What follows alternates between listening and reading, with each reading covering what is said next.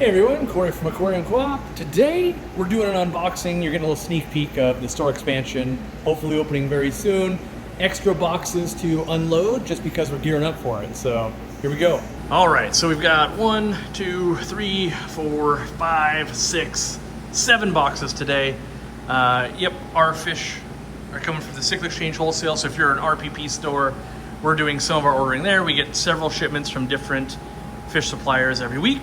We get plans from different places. There's basically every day of the week, there's more stuff coming in. So in case you're watching this, we haven't done one of these in a long time. We are from Edmonds, Washington. So if you live in Washington, you could drive here and buy these. And if you're watching this, this is gonna be real time enough that these fish will be on the sales floor over there. So here we go. We jump in, box numeral uno. Always fighting the rubber bands here. How I lost both my eyes. All right, now we're to it. First up, we've got some orange flash apistogrammas. Now the key to these guys is keeping them at kind of 82 or above degrees. We always had problems in the store when we let them go under 82. 85 works as well, puts them into breeding mode. And if you keep them too, basically too cold, they are more likely to get bloat. We don't like feeding them bloodworms either. But yeah, there's number one. Number two, some mystery snails, some gold mystery snails. These guys always sell well. Next up, yes. In theory, these are the red cherry tetras. They're gonna be kind of expensive that I saw while I was in Germany and fell in love with. So we'll see if they color up that way. We're bringing in more and more because I've got, we basically have twice as many tanks we're gonna have to fill, so our selection should be even better. And as you can see there's fish in some of these tanks. Like when we're working on it for a while, it takes a long time to find basically 300 different species of good looking stuff. Right here we've got some small blue phantom plecos.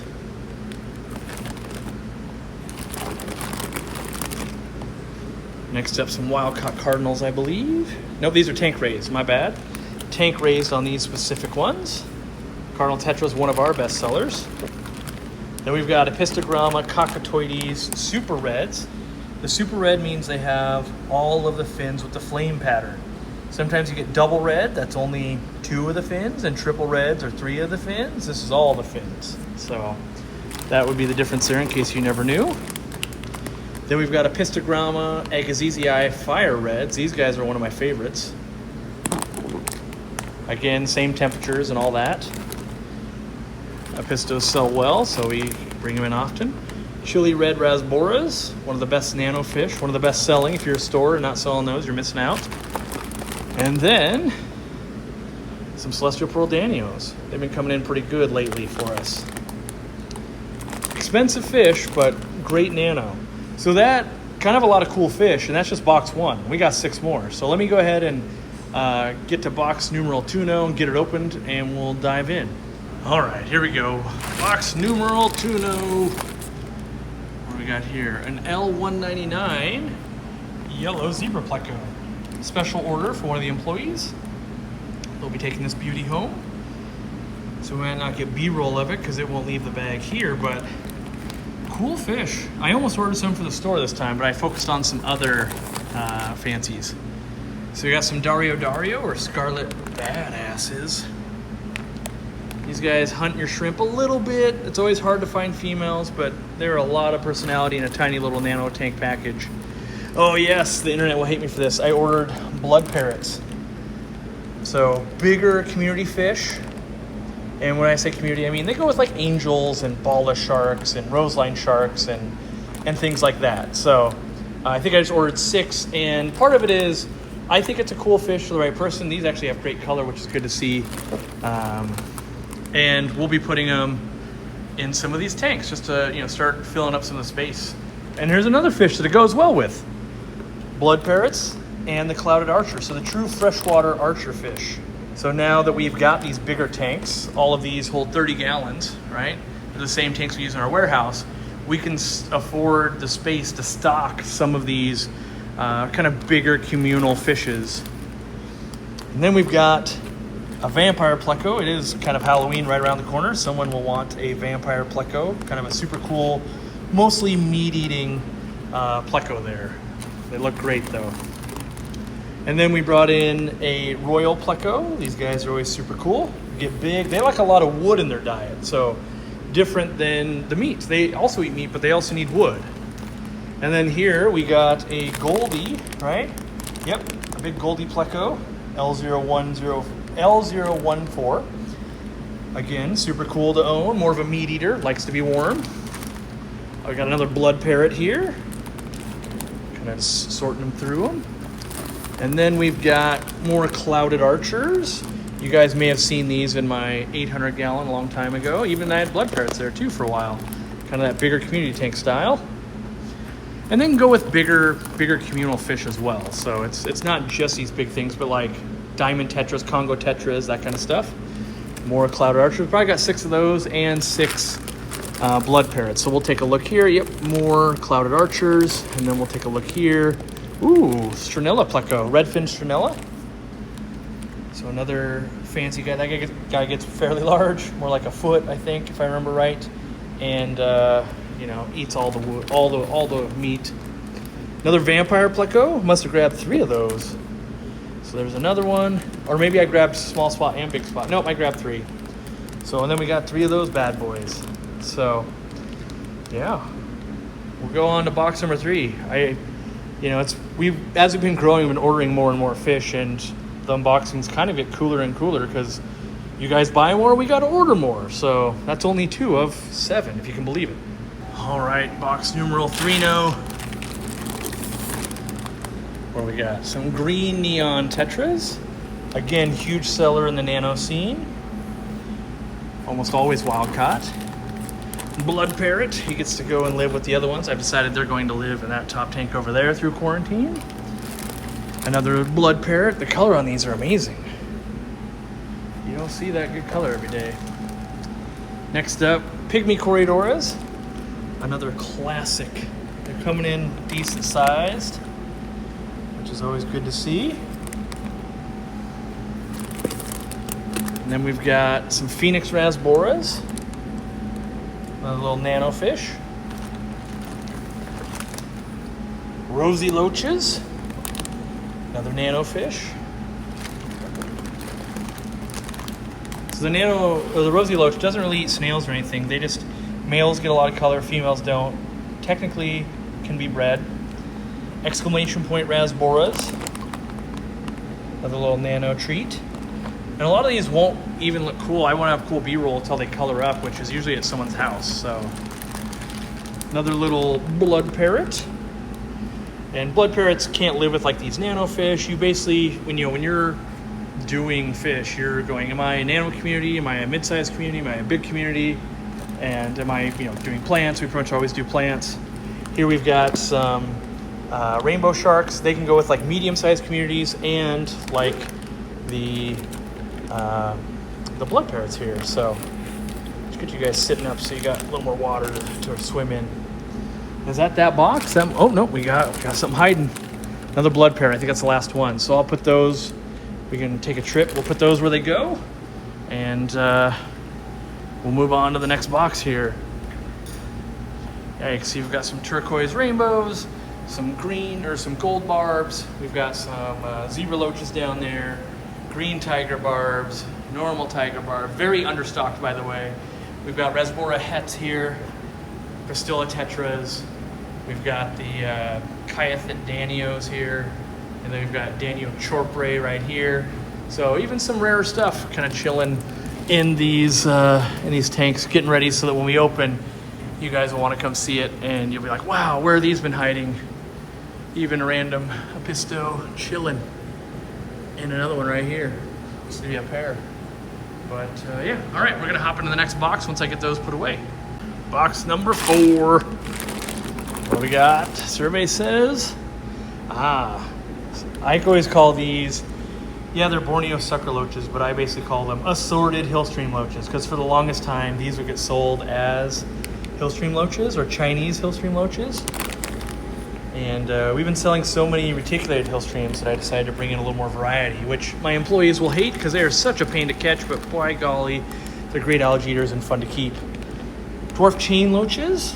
These guys are an expensive little loach, but they only get about, 3 inches or so and a little bit beefy to them. So they're great for that mid to even some of the, 20-gallon tank. You can go as low as that probably. We got the death noodles here and the coolie loaches. We always sell a bunch of those. That one's colored up really nicely in the bag too. So these guys are great for almost any size tank, honestly. They're just a great fish. Next up, what do we got? Double bagged Corydoras paleatus? Seems weird that we would have gotten these. I don't know that we actually ordered these. But they are there. I think we tried to get Habrosis and they sent us those. So sometimes that happens. Lots of Bolivian rams. I'm convinced that I actually brought some Brazilian rams home. I'm convinced more people need to keep this fish. Should be way more popular than German blue rams, in my opinion. They look really good, but so few people ever see them grown up. That's what came in that box. That was an easy, quick box. Only 5 bigger bags. So now we can hop right over to the next one. All right, box number 5. These guys are expensive. Let me get the name right because I ordered a few different, but these are the mascara barbs.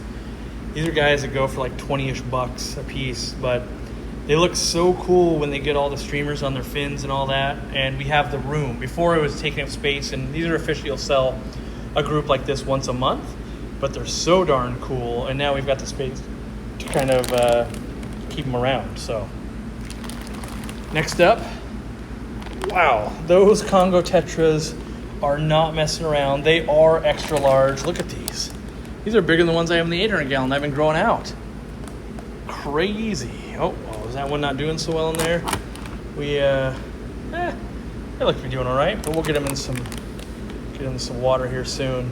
In fact, I'm gonna release them into a tank right now. Give me 1 minute.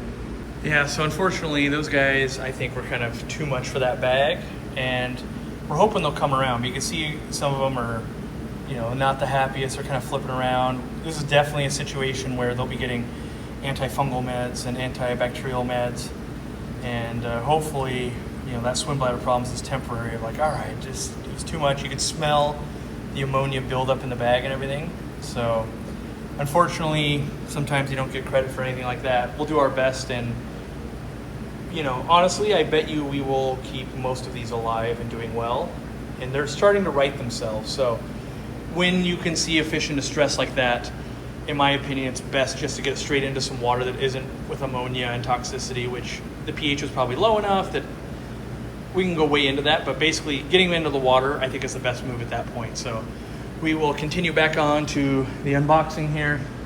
And, sometimes you got to make that judgment call. So we will get on to the next ones. All right, I think this is box number 6. One more after this. What do we got here? We've got some of the purple pencil fish. Not a fish we bring in too often. I think we've also brought in the reds. Again, trying to gear up our diversity here. What do we got? Some rummy nose tetras, staple, always carry those. They are great canaries in the mine shaft for you. In your aquarium, their noses being a nice bright red means they're mostly happy. Right now, they don't have any red on their noses. They're stressed out. And so if they are red, and then one day you look over and they're not red, that's usually a sign, hey, something's going on, check on your aquarium. So cool fish for that. Over here, we've got some ember tetras, another staple of that medium to nano tank size. These are green fires. I love the green fire tetras. Kind of an unsung hero in my opinion. Hopefully we'll get some good coloration of them on the screen. Next up, some glow light tetras. Just a staple. Over here we've got some Liberty Mollies. My plan with some of this is a cool wild live bear. We can get those if we put them down there, they can breed while we sell them, until the store gets open. So that was kind of my plan. Next up, the red pencil fish. Right there. These pencils are kind of expensive. So there's that, but what isn't expensive in the world these days? More rummies. Is that it? Nope. there was a sneaker. What do we have sneaking? The Diamond Head Neon Tetras. All right. Now we'll get to the last box after I put these ones back. All right, box number 7. Here we go. What do we got left? Some zebra nerite snails. Great at eating algae, and they also eat a little bit of cyanobacteria, I found. Some more cardinal tetras. Next up, ooh, a flagtail Procholotus. He's got nice color on his tail. It's not every day that they come in with that nice color on them already stressed in the bag, so awesome. Next up, some pearl gouramis, one of my favorite centerpiece fishes. They can live solo. Then we've got pearl danios. I think these are an unsung hero. I think for the price they cost, more people should keep them, but that's just me. They get that nice kind of pinkish color going. Then we've got the neon green rasbora. These guys have a lot of problem with velvet, so they will definitely be in quarantine for a long time to make sure we don't have that. We had a customer asking, and I hadn't seen them, and they just showed back up on the list. I said, let's give them a try. Then we've got the platinum hatchets. These for sure will jump out of a tank. You have to have a top. So these cannot live on this side where we have no tops. Next up, some onion tiger nerites. And the last fish of the unboxing is blue mystery snails. So there you go. So yeah, you get a little look at what's to come. We're gearing up, we're getting ready. If you're local, you're missing out if you're not coming in to buy these fish anyway, because we're still, as you just saw, bringing in lots of fancy plecos, lots of all the stuff. It is the season for aquariums again, you know, now that we're in October. So go ahead and come on in, make the trip. If it's a long trip, we'll try to make it worth it. We got the vintage soda machine, we got people ready to go, and just be, you know, obviously you'll probably want to make a trip when we really expand and come see the 1500. And yeah, thanks for hanging out. We'll see you guys next week. See you in a live stream, and thanks for supporting what we do.